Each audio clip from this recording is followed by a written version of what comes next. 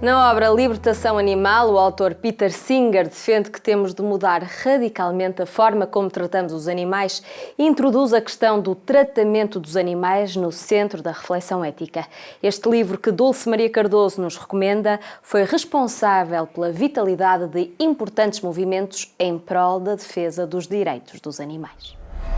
É sempre difícil escolher, mas ainda que eu passasse muitas horas a pensar nisso, não conseguiria chegar a nenhuma conclusão, porque, por um lado, acho que tudo que depende muito dos períodos. Tivemos várias fases, não é? O livro da nossa vida enquanto adolescente tem de ser diferente, ou deverá ser diferente do livro da nossa vida enquanto adulto, e, portanto, não tenho livro da minha vida. Tenho livros que me, de alguma forma, por razões circunstanciais, não é por serem melhores em termos de, ou seja, a qualidade literária dos mesmos não é propriamente assim muito diferente, mas que me marcaram por circunstâncias particulares, porque naquele determinado momento aqueles livros foram muito importantes para mim. Eu não sabia, quando li o primeiro livro do Dostoiévski, a importância do Dostoiévski, não sabia. E, portanto, eu li Os Demónios e assustei-me imenso com o livro. Com o universo, quando eu estava a ler aquele livro, eu não estava só a ler aquele livro, estava a entrar num mundo que até então me era completamente vedado.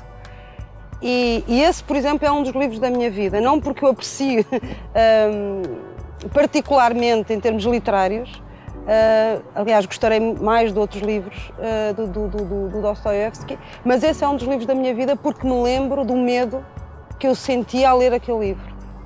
E depois, isto foi assim, foi acontecendo, por exemplo, com o Flaubert aconteceu a mesma coisa com a Madame Bovary.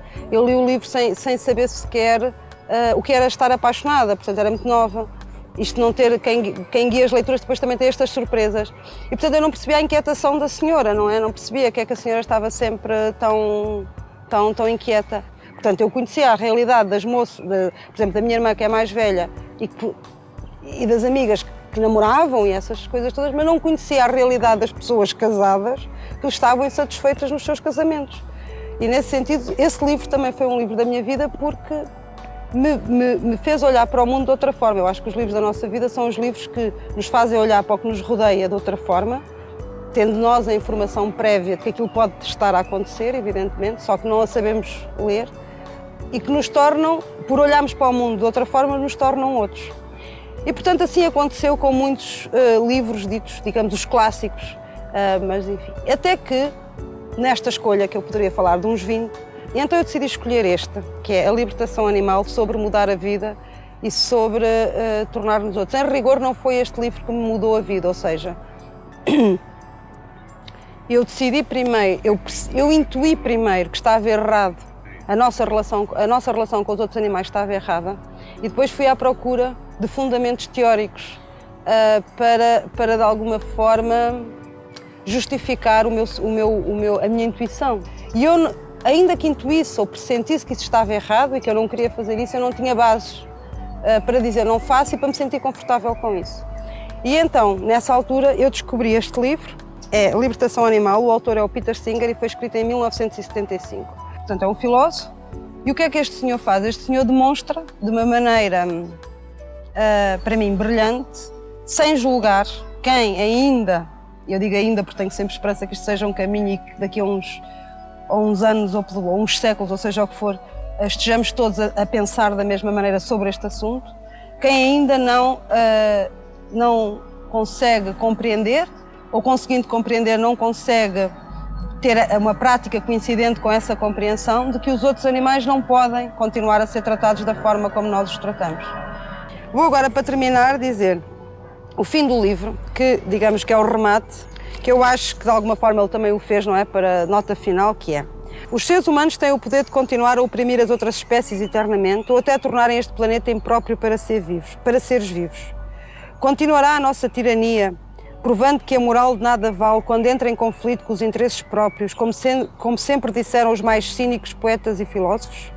Ou mostraremos estar à altura do desafio, provando a nossa capacidade de altruísmo genuíno ao pôr fim à exploração cruel das espécies que estão sob o nosso domínio, não por sermos forçados a fazê-lo por rebeldes ou terroristas, mas por reconhecermos que a nossa posição é moralmente indefensável.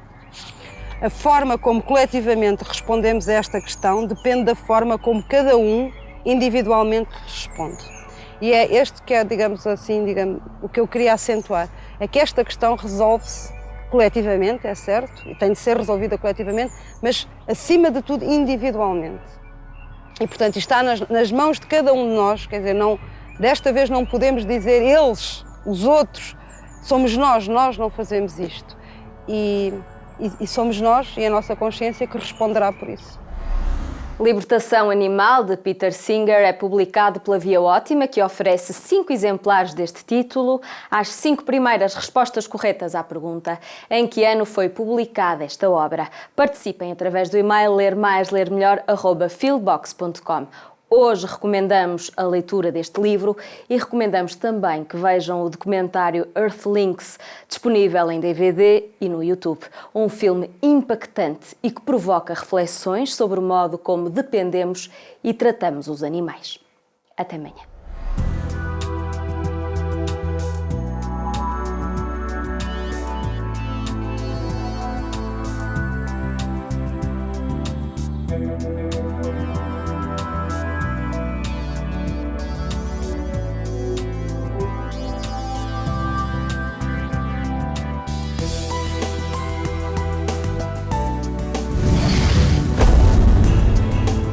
Programa apoiado pelo Plano Nacional de Leitura.